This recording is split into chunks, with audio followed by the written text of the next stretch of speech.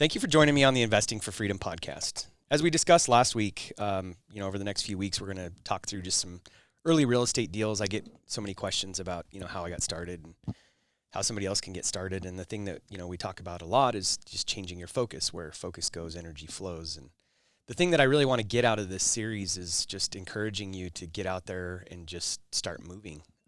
Just start looking. The best way to gain experience is through execution. So get out there and get something done. So last week we talked about the first deal. Karen and I came back from a training event where, we kind of set our goal of 2 income producing properties a year for 10 years. And I kind of spoke to you guys about how our first deal got done. Well, the second deal was kind of interesting. I started, again, just looking for real estate, and I found this deal. So I'd contacted a realtor that I had worked with before on my personal residence. And this particular house was like a 3-bedroom, and it had a little couple bedrooms up in the attic, 3-bedroom, 1 bath. And as we looked at it, I think the listing price was $110,000. And so as we looked at this deal, it had some major challenges. My realtor was like thinking that I was crazy. She's like, "You don't want to buy this." Well, where there's opportunity or where there's problems, opportunity exists. And that was the case with this. So this particular house, I think, probably had some, drug addicts, probably meth, the way that it looked. They had taken all of the plumbing out. Basically, a lot of the electrical was destroyed. There was no heating system. It had basically been stripped. And I don't know if it was the previous tenants. I didn't really get into the conversation with the owner. But again, where there was problems that other people couldn't solve, that was an opportunity for us. We had a construction crew. We had a plumbing and heating crew. And so we looked at this, and I told my realtor, I said, make this guy an offer. I told her to offer $60,000, and basically he would carry a note for 3 years while we got this house remodeled and fixed, and then by then we could just get it refinanced.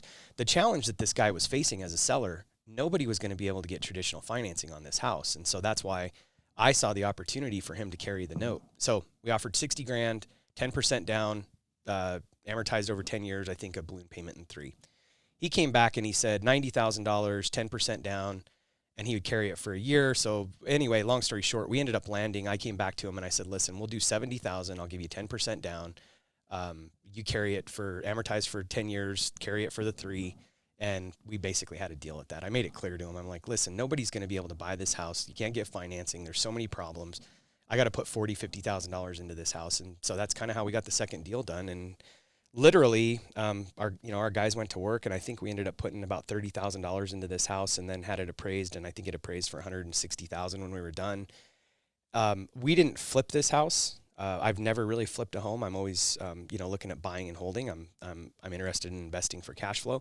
It doesn't mean flipping is right or wrong, but that's how, and nowadays a lot of people call it the Burr method or whatever, but I basically have always held for cash flow. So that was our second deal. Stay tuned next week, because this is where it gets really interesting.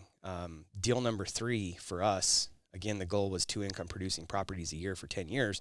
In that first year, we got the first 2 deals done.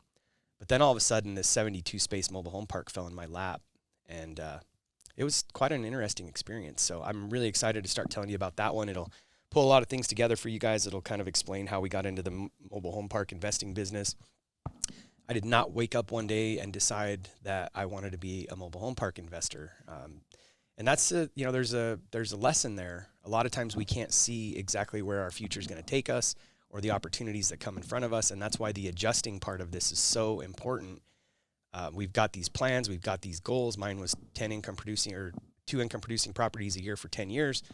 But then all of a sudden this opportunity comes in. And so if we hadn't been flexible with the outcomes and the desire to adjust, we may have passed on that, because our goal was not to buy a 72 space mobile home park in the second year, but we adjust. So keep that in mind. It's super important that you're flexible with your goals and the way you get there.